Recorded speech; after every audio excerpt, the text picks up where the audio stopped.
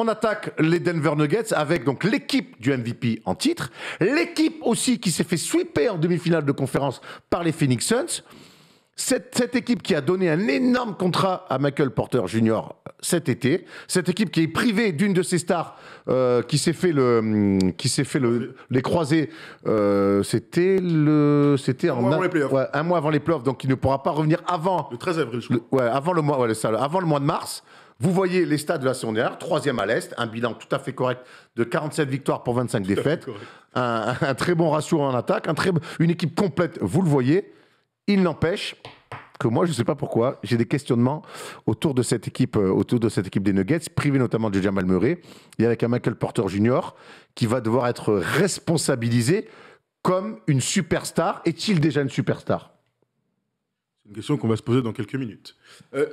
Moi, ce dont je suis sûr, c'est que on voit cette équipe progresser. Je suis vraiment une merde. On n'a pas parlé d'R.J. Barrett sur les... On n'a pas prononcé son nom. Ouais. On l'a vu à un moment donné. C'est ça. Mais moi, je voulais en parler en plus, mais c'est moi qui ai mes notes. Je suis catastrophique. Je vais l'avoir beaucoup à l'œil, lui, notamment dans l'équipe défensif attaque. Enfin, c'est simplement ce que je voulais dire. C'est bien, comme il joue en plus aux Nuggets, on peut continuer. Superbe.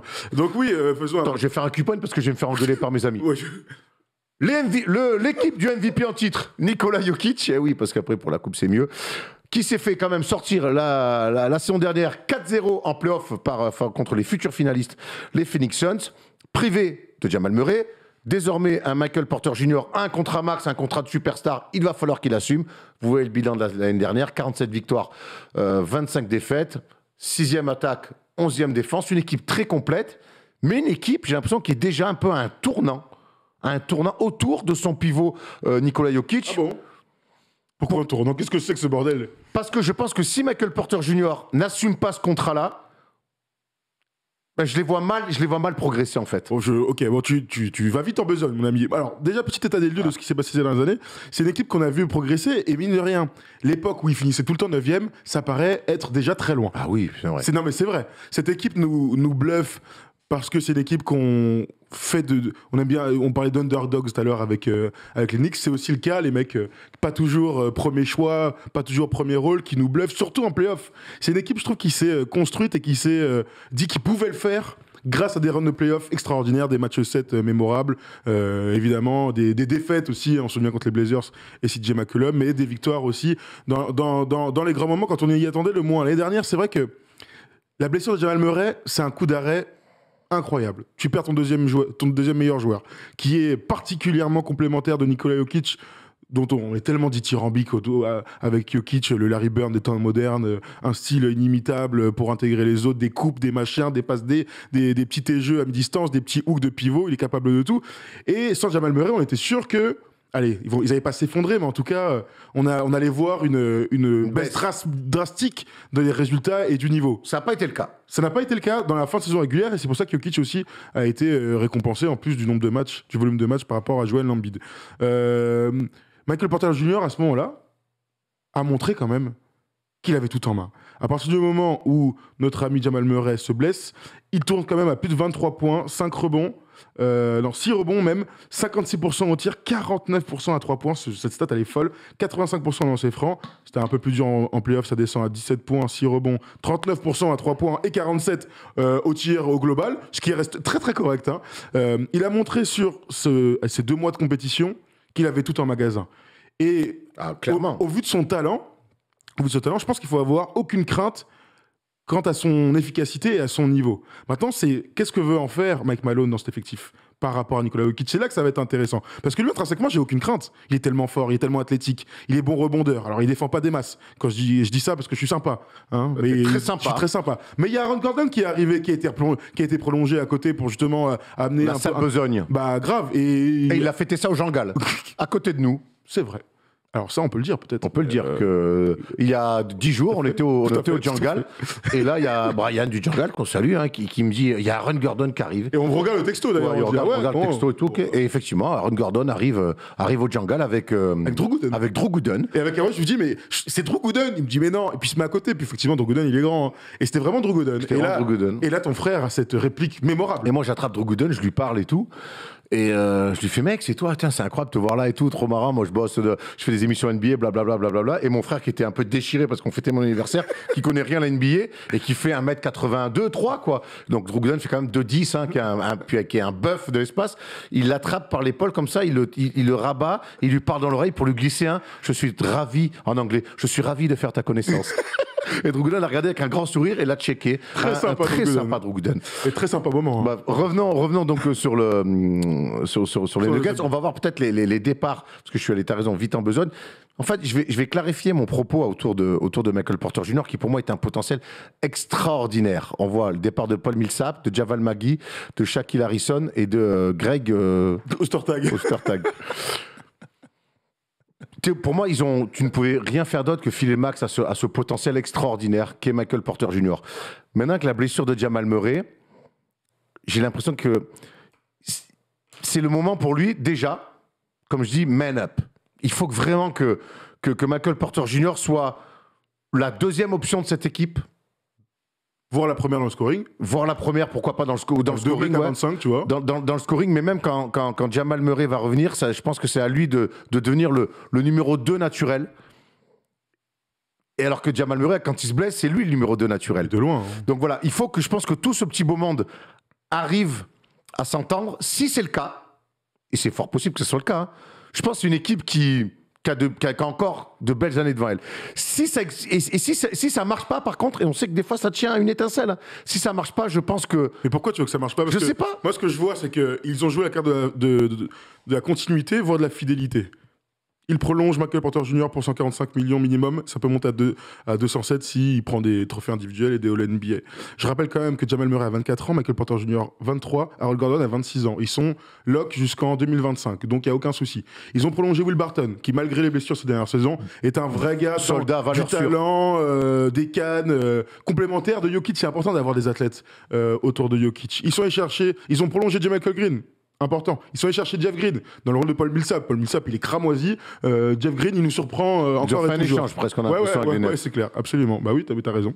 Puisque Paul Millsap est parti du côté des Nets. Donc, il joue la continuité. Il y aura toujours Facundo Campazzo, notre ami. Il y aura toujours Monte Morris qui connaît la chanson maintenant. Des rôles complètement différents de Jamal Murray, mais c'est des gars qui ont prouvé qu'ils étaient capables d'apporter à côté de Jokic. Il y a PJ Dozier d'ailleurs que j'ai en tête et qui va être important. Il va falloir que lui aussi, ça y est, il commence à enchaîner les matchs parce que dans un profil long bras, défenseur, bon attaquant, il peut être intéressant. En fait, je vois pas pourquoi ça se passerait mal. Ou alors, je sais pas ce que tu entends par se passer mal. Moi, c'est une équipe que je vais retrouver dans les sommets de la conférence Ouest. Je pense, quand je dis sommet, c'est à la bataille au moins pour la lutte au playoff. Et qu'on verra en playoff. Et l'absence, et plutôt le retour de Jamal Murray, à ce moment-là, sera intéressant. Il y a aussi Peter Corneli qui a signé un petit contrat là. Il va faire le training camp. On lui souhaite à notre ami qui avait déjà été drafté par les... Oui, tout à fait, qui est drafté. De toute façon, les Nuggets draftent tous les Français possibles. Donc Tariq Black qui revient à NBA aussi après un petit... Absolument. Mais tu vois, qu'est-ce que ça veut dire se passer mal? Je vois pas ce que ça peut... Qu'est-ce qui peut se passer de mal à côté de Jokic, en fait? Je vais essayer de... Mais en fait, attention, je leur souhaite pas de mal, loin de là. J'ai une question, peut-être pour essayer d'avancer dans ce débat un peu brumeux. Est-ce que Jokic peut faire mieux que ce qu'il a fait la saison dernière? Non.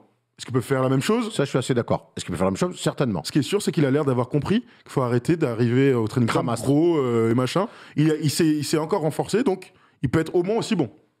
On est d'accord là-dessus.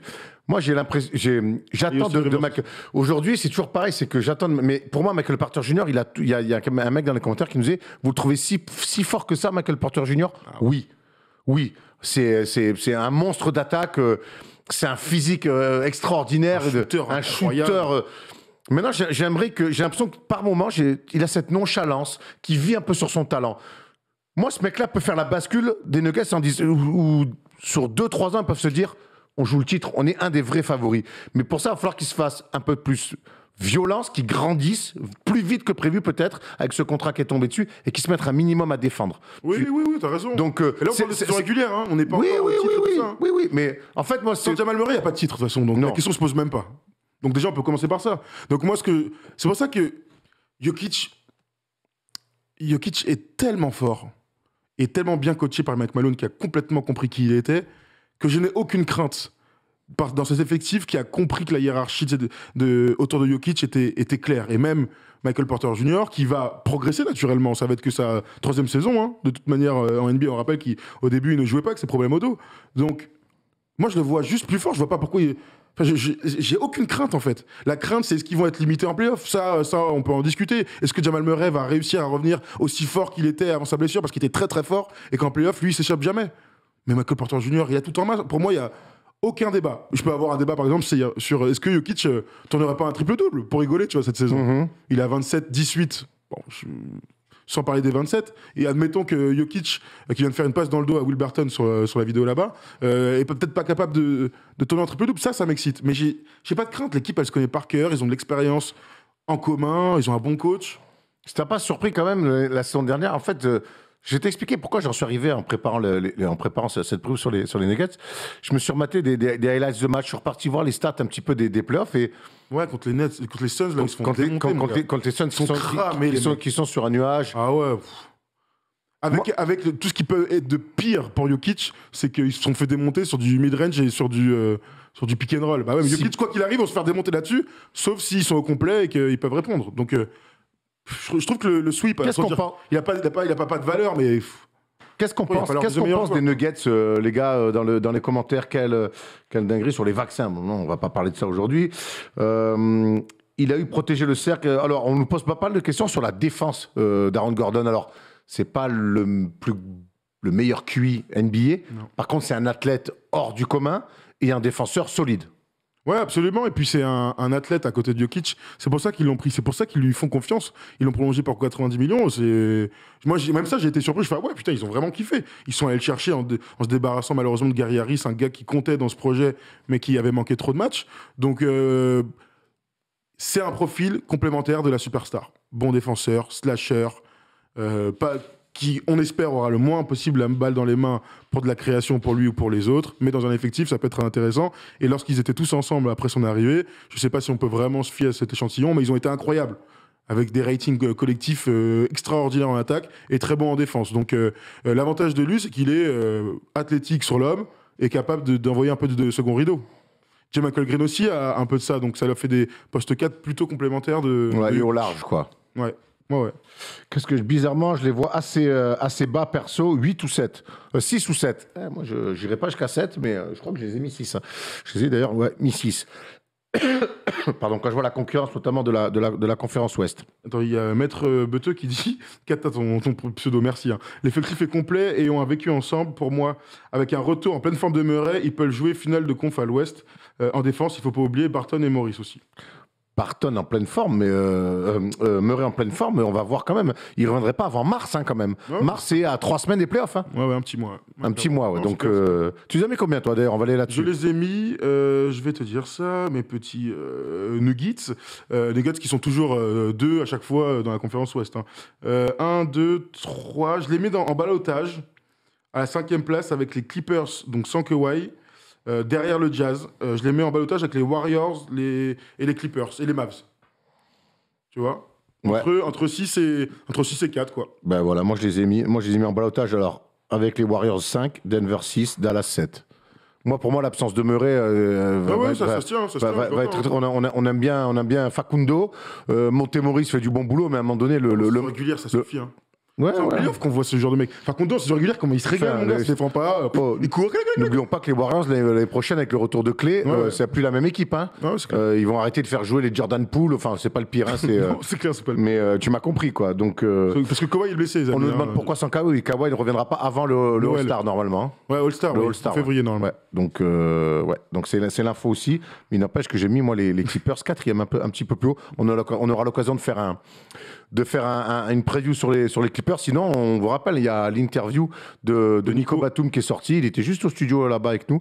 Il est revenu avec nous sur les Jeux Olympiques et sur, bien sûr, la future saison des Clippers avec lesquels il a décidé de signer cet été plutôt que d'aller voir ce qui se passait du côté des Warriors où Steve Kerr le rêve toujours. Ouais. On a fait le tour côté Denver. Ouais.